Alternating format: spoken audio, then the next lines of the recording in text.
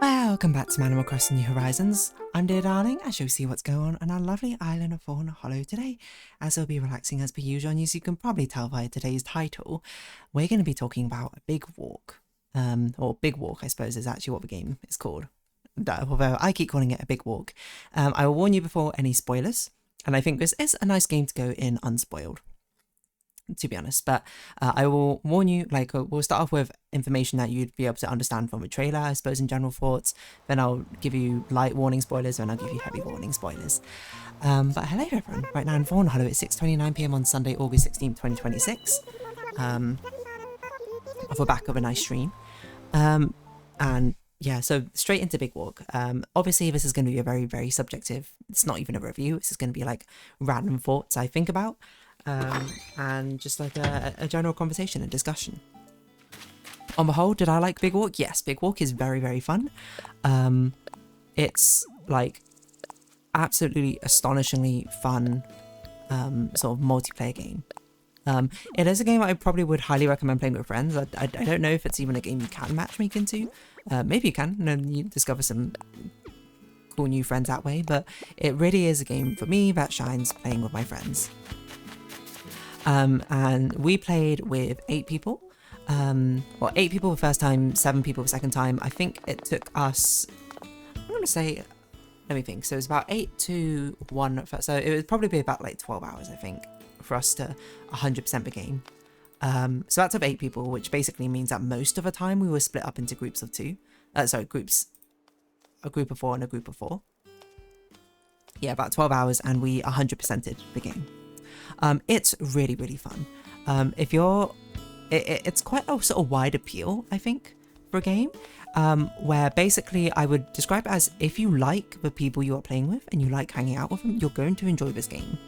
The gameplay itself is, if you don't know, basically you are playing a character and you are on an island where there are many different sort of puzzles, I would say in a very loose term, sort of scattered about, where you go around and you try and like find and collect things. There's also like items to help with your collecting, but the general idea, it's very sort of low stakes, very casual, collaborative puzzle sort of game.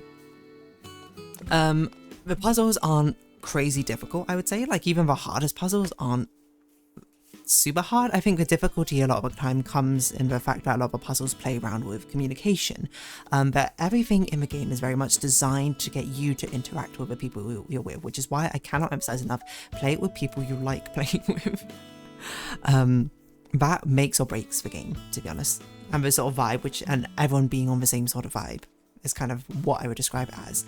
But otherwise, it's a huge island which you can go around and explore. And I said before, I'm not really much of an exploration type of gal when I play games, but that's when I play by myself. When I'm with someone else, it doesn't really matter as much because I'm not focused on the exploration, I'm focused with chatting with my friends or XYZ. And this game, a lot of it is sort of the antithesis of being like, you have to be like very type A, get here, get something done, unless you're trying to like 100% it, I suppose, in which case you're trying to clean things up, but then everything goes very smoothly, I suppose. The game gives you a lot of like items to help sort of aid with sort of communication, and has a lot of very interesting sort of game designs which really accentuate this fact, like the fact that there are, so I guess before I get into that, but basically, like, for example, with items, a lot of the time, you know, you'll have to have other player interact with items on you rather than you interacting with the item. And a lot of the puzzles are very much designed where you need a certain amount of people to solve them. You don't need 8 people. 4 people is like, when you create the game, you can either choose 2 people, 3 people, or 4 plus people. We had 8 people. There were plenty of times where we had things where we're like, we only need 4 people, and we just had multiple people just do the same role as one person would for fun, or something along those lines. But yeah, it's a very, very casual experience, I think, further enhanced by the fact that it's a really great type of game that you can go off and split off into little groups and little discoveries, have your own sort of moments, and then you find people again as you sort of like all reconvene, and you tell like, oh my gosh, like I saw this thing over here, like there, but I didn't have enough people, like would you come with me to do this? And then you hear a story about like, oh, we saw this thing over here and the craziest thing happened. As you basically, it's basically a story generator where every single person who plays this game in the same island will have their own path through, their own story, and then as you sort of all come back together, you share the different stories and experiences you have, which is a really true magical moment. It is like the epitome of one of the best like social experience games that I think you could really have, to be honest. It does the balance perfectly. Any downsides I would say with the game? I would say the game very much does encourage, of course, walking and getting around the place and this sort of like exploration based thing. I think there are large stretches of the island which do feel pretty empty, which is fine. Because I think there's a lot of times you stumble across something which isn't necessarily a puzzle, something to sort of hang out with, and I think those are really nice highlights. I think this is very subjective, my own personal taste is like, I would like a bit more of those things which are just absolutely harmless to interact with, which, you know, are just like peaks of interest really, rather than, you know, like a just flatland or grassland. Like stumbling into something like, you know, a bell or something, which does it affect gameplay at all? No, but like it's kind of fun to ring a bell and, you know, just sort of have it as more of a landmark, if anything. I would also say, I think when you're trying to 100% it and sort of clean everything up, I'm surprised there isn't some sort of like super express ways to do things, but I understand there not being it, so I think that's okay. I think some of the puzzles, I don't know, I feel like I'm sort of divided on this, of like how much of a puzzle challenge I would want in some of these puzzles, because all the puzzles focus on communication, and some of them are absolutely fantastic, and some of them I say a bit more of a miss, depending on what essentially you're looking for. But otherwise, like, there's not really much bad for me to say, because I think the only things which would be bad would be very subjective to what style of games you kind of like playing a lot, and even then I think a lot of the times it's not something which would impact your thoughts and feelings a lot of the time. I think like it ties it off like really nicely. I think it has a lot of like very user friendly like ways that they sort of try and curb frustration and to make things easier for you. There's a lot of like ways to interact, and I think they have like really nice sort of cinematic peak sequences, I think, which really sort of tie things together. Oh, actually, I think one legitimate criticism I would have, like genuinely, which I think is a bit more less subjective, is the fact that it's the platforming, or like the parkour in this game can be very sort of iffy, like trying to climb up rocks and things. If you don't have the angle exact right, like if the angle is like a little bit too high, and then you need to do this weird thing where you sort of like back up from the rock and jump into it, but if you jump too harsh an angle too quickly, it like cuts your momentum. Like trying to clamber about for a game all about sort of walking and clambering about kind of feels a bit awkward sometimes, but it's not that big a deal. And yeah. So genuinely would recommend playing this game if you have a group of friends to play it with. And even if not, then maybe you'll find some. Now I'm going to give into light spoiler territory. So I'm going to be spoiling some of the puzzles, some like early game like mechanics and things like that, but I won't spoil big things like the ending sequence. Or things like much harder puzzles, or things which you might see later on. So I think in general the puzzles do a very good job. Like most of the puzzles are to do with basically communicating like similar concepts across. Like there's a very, very common theme of having symbols and being like, you need to show the symbol to someone else, but your communication is restricted in some way. Like one of them is you cannot see the symbols, the other group can see the symbols, but you can only have voice to describe what the symbols look like. And then there will be other times where you can see the other party, but you cannot actually hear each other. So you have to like figure out some other way of communication. And in our group, we either like made out the symbol shapes with our body, or we like drew the symbols on like glass. There's other times where, for example, you might not even see them at all or hear them, and the only way you have to communicate is a single light bulb flicking on and off to say whether something is yes or something is no. And sometimes you need to sort of meet up and be like, oh, okay, so this is what we see, this is what we see. What sort of communication should we do? And we'll do like, oh, 2 flashes for yes, 1 flash for no. If there's no flash, that means we didn't see what you were doing, essentially. Or didn't hear. And yeah, there'll be times where you'll have to communicate like this. And there'll be times, like, I think there's a lot of fun as well when also you don't discover, you know, the sort of restrictions which people have. Because I think a lot of the times you can also like switch sides and be like, oh, this is what you're working with now, let's solve a puzzle. And you're, you know, there are times where that feels like it's like, yeah, that's what we should do, because it's like, come on, we got to have a good understanding of what's going on.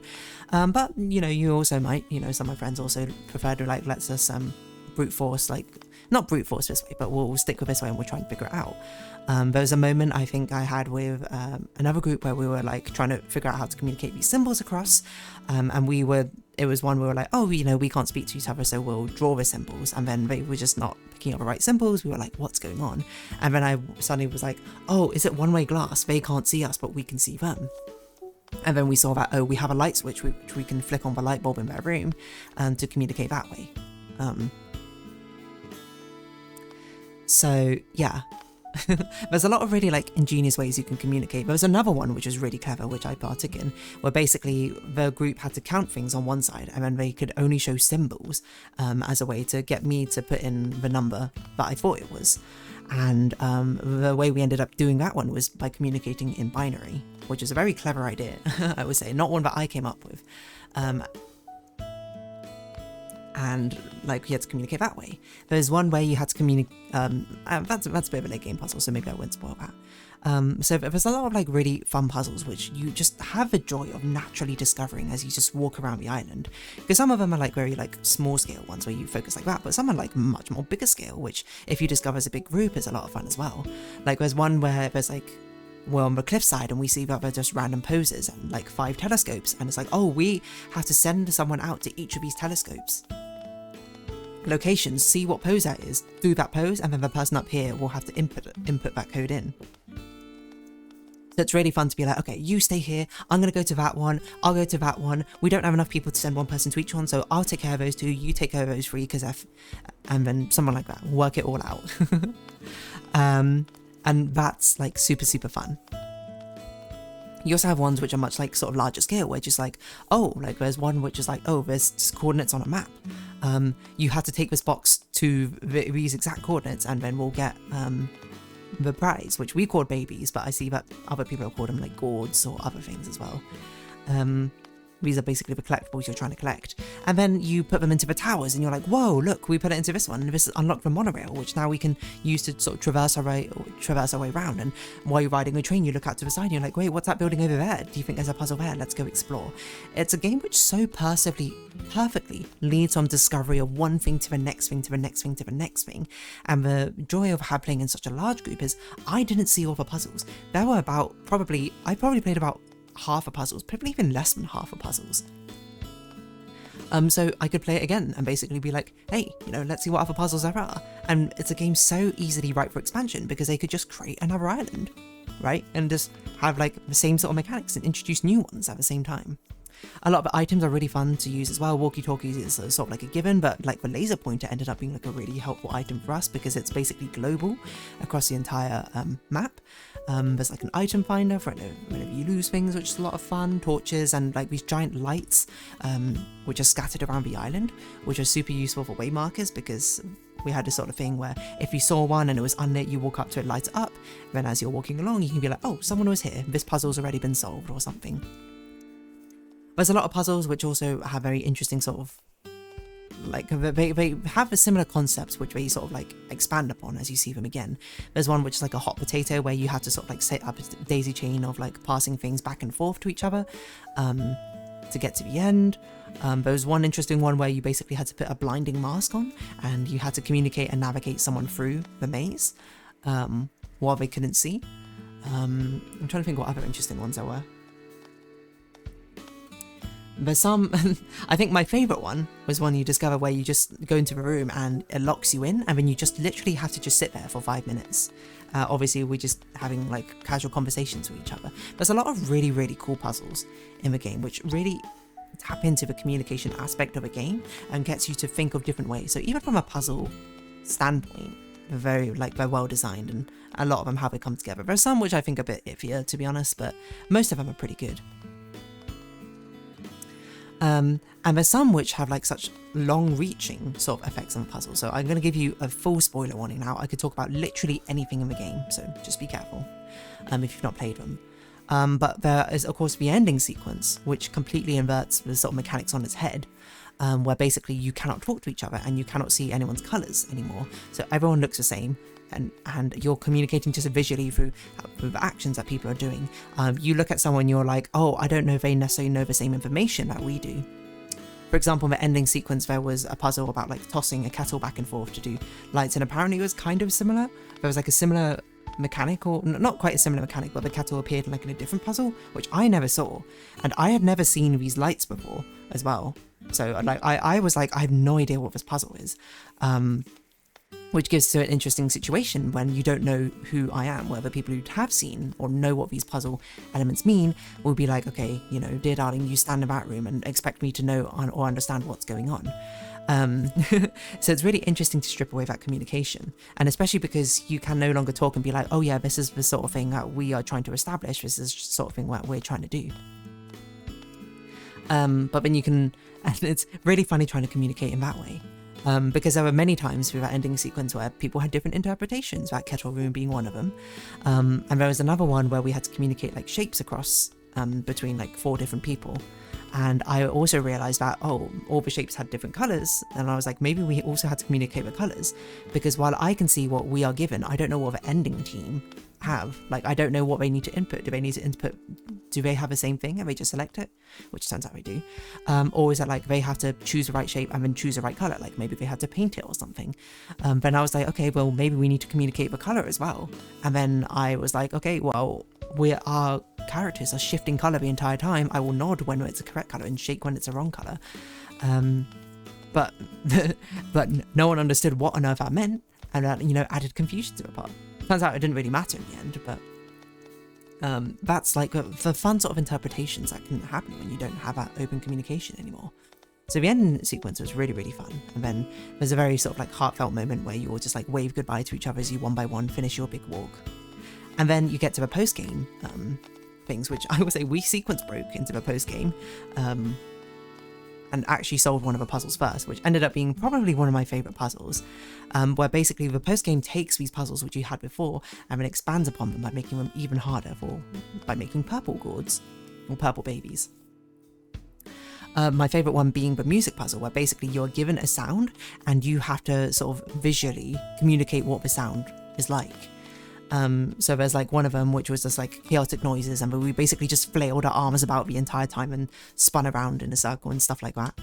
And there's one which was just like with very infrequent noises, one like high pitched and then went wob wob. So we like shake our arms about, and then when it went wob wob, we like crouch twice, stuff like that. And then the other people on the other side are like trying to interpret and be like, you know, what sound do we think that makes? Like, does this match up? No, this doesn't match up. I think it's this one, XYZ. And it's super, super fun. I'm trying to think what other like super complex ones there was, or like really challenging ones. I think most of them were just sort of fine. We were just like the same ones but harder. I think some of there were a lot of really interesting challenges as well. Like the coordinates one was interesting. There's one interesting one which was the last one we solved, which we didn't figure out like what we had to do, but we called it the deaf seat, because you sat down and then you put headphones on, you couldn't really hear anything. And there was a button, and we were like, oh, this button must open something somewhere. Don't know where it is, though. It was the last one we figured out, was that when you put the headphones on, there is actually a melody playing. It's just very, very quiet. And then it made sense after because by that point, the first time we saw it, I don't think we discovered the radio stations, or maybe not many of the radio stations. We realized, oh, this music plays one part of it, one instrument from one of the songs in the radios.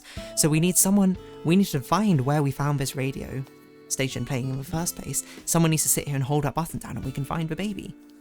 Which led to because when we discovered that, we were split up into 2 groups. It makes a really interesting story. The other group needed a lot of communication through their walkie-talkies, so then we were like, okay, well, we have to figure this out, and then when they're done, we'll tell them, hey, we're all going to meet back here. If you find a music thing along the way, please stop and listen to it. And I described it as like, it's like some sort of atmospheric, relaxing Minecraft style music that plays on like a glockenspiel, no, on a xylophone or a glockenspiel. And then lo and behold, like, because we didn't know where the music was, fortunately, one of the people who were doing this other puzzle, like, stumbled across it and then found it. And then, like, whoa, we managed to reunite. There's so many times as well, we were like, oh, we really hope that this person is along the same sort of wavelength as us and is, like, returning back to this place so we can find them because they don't have a walkie-talkie. So we can't communicate to them. Stuff like that, which is really, really fun. I also think one of my favorite, one really, really clever puzzle, which I hadn't thought about, but basically a lot of the time there are these puzzles which are like pin boards where you had to put like symbols up and stuff, and then on some of them, like my friends, you know, being goofy as they are, would often like take them after we've like solved the puzzle and be like, yeah, I'm just gonna carry this around with me or something. Most notably on the sound puzzle as well, being like, hey, I want this backing track, put it on my backpack so I can listen to it. And I wondered at that point, I'd be like, I wonder if there's like some sort of puzzle which requires this. Lo and behold, we found a puzzle which was like, oh, you have to match up these 4 symbols. Like one symbol, which is like a simple symbol, a complicated symbol, a pose symbol, and a music symbol, or a music speaker. And it's like, oh, but there are none nearby. There's none in this puzzle. What we have to do is we have to go find from other puzzles these symbols and bring them back here to get a chord. Which was just like, whoa. What a high level sort of like overarching puzzle you have to do. I'm trying to think of what other sort of like cool puzzles my friends ran into. Unfortunately, like obviously I can only talk about ones that I did because those are ones I know well. My friends ran into apparently like this huge parkour puzzle, which is like anytime you failed, you had to restart from the beginning, which took them ages apparently. And then there's also like interesting things where like, okay, we have too many chords, how on earth are we going to carry these all back? So it's like we're slowly sacrificing the items we have over and over again until we're basically just got like only just a light and everyone else has a gourd on their backpack, and sorry, it's a baby on their backpack and is also holding a baby to return. But it's like so fun to hear the communications which go across, like even when you don't see each other, like when people are lost or something, you randomly stumble across someone, you're like, whoa. There was like one time in our first session where we would like split into 2 groups and then we randomly reconvened at the same time to return the babies. We were like, whoa, what a coincidence. And that's what truly makes it beautiful. And I think the ending sequences do really well. Like the final challenge of doing the stuff while with reduced communication is a fantastic sort of cherry on top. And then the final 100% sequence where you just sort of sit around and exchange nice stories is really lovely. So yeah, like there's so many really fun puzzle designs in that game, and yeah, I think it just is my favorite sort of like genre or sort of flavor of like everyone getting something to talk about and coming back together and being like, whoa, did you see this? This thing was absolutely crazy. And be like, you know, all of this sort of crazy stuff as well. Or when a friend was like, okay, we need to talk to you over walkie-talkie, we got a vision basically of something crazy happening. Or like when we started our second sequence, where I'd been using a paper map for a lot of the first sequence because that's what they had, and then my friend was like, oh yeah, let's check a 3D map, and I was like, wait, 3D map? What are you talking about? And it's like, oh, they unlocked a 3D map, and I was like, I had no idea this is a thing. This is so useful. And it was super, super cool, especially when it came to the last few puzzles. We were all just trying to work out and like, okay, let's clean up the ones that we need to do essentially. And we were just like, everyone had walkie-talkies at this point, we were communicating, and then we came together, it was like, okay, we have 3 more puzzles we need to do. One is the death seat. We don't know what to do with that, so we'll leave that for last. The second one is the meta puzzle, where we need to get pinboards. We've already figured out a path. Can you, as your group, go to this one? We don't know what there is. Take these walkie-talkies, because maybe it requires communication. Spoiler, it required a lot of communication. It was actually probably one of the more widespread puzzles. And then when we did the meta puzzle, we split up into like 2 groups to try and get these things. And then I was like, I remember the melody. Then I got to the sound puzzle and I was like, whoa, there's 2 really similar melodies, which I can't quite recall which one it is. So we'll hedge our bets, we'll bring them over, we'll sacrifice the torch, that sort of thing. It's like all these stories which come together. And the best part about it for me is the fact that every single one of the players who also played as well had their own story through, had their own memorable moment. A moment where they were like, oh, I'm a genius. A moment where they're like, I'm an idiot, I'm lost, where am I? A moment where they stumbled across someone and being like, whoa, I didn't expect to see you here, what's happening? A moment where they, you know, were just like, I don't know what's going on, tell me what you need me to do, I'm here for it, like that sort of thing. It's all comes together so beautifully I think this is going to sound a bit dramatic, but it's going to transcend more of just a gaming experience, because it really is like a social experience, I think. at the end. And the vibes are just truly, truly immaculate. Which, if they make a Big Book 2, if they make a DLC, if they make an island, you know for sure I'm roping all my friends together again. We are playing the heck out of it because it is so fun. And yeah, I even said that, like, I can see myself playing this again in the future with maybe like just 4 people and then doing all of the puzzles together. So I can actually see where every single puzzle is. But that will have to be for many years' time, because as of the moment, I can remember every single puzzle. But it's also fun as well, like when you split up into a different group from before, and you walk up past a puzzle and you're like, whoa, what's that? And then you get to tell them like, oh yeah, this is a puzzle where we had to do XYZ thing. It was actually really crazy because of XYZ reason. And they're like, whoa, that sounds crazy. And then they get to tell you those stories as well. And it's just so fun, you know. What more can I possibly say? Glowing review of that game. I would also say as a tidbit here, we all painted each other, of course, different colours, and we all had something else different in mind, and those ended up being code names for us. So we had, let me think, we had Christmas tree, Waluigi. I was supposedly Toad, I would say, but I was like, and other people were also like, you look more like toothpaste, so I went by Colgate for a lot of it. Hatsune Miku. We had, what else did we have? We had a Minion from Despicable Me, we had Carrot, and we had Trans Flag, and we had Bart Simpson as our colorations. And it was so, I don't know, it was so fun. I don't know, it's like Sondo combined into a game. Like where you're just sort of sitting there doing a puzzle and you hear a whoop, whoop, whoop. You're like, oh, someone just solved a puzzle and put it back. Someone's at a base somewhere. Or you're like walking across and you see a laser just randomly like shining in the sky, like back and forth, and you're like, oh, something's happening over there. Or you see a flare go up and be like, whoa, I've never seen that kind of flare before. What happened over there? I don't know. It's just so fun. And I only lament the fact that I cannot play the game through again. But anyway, that's enough talk about Big Walk. Would I recommend? Absolutely. Go play it if you can.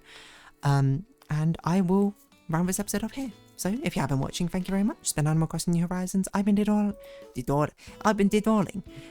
Likes, comments, subscription, shares, greatly appreciated. Socials, Discord down below. Hope to see each other again, but for now, it's our farewell. So until next time, bye-bye for now.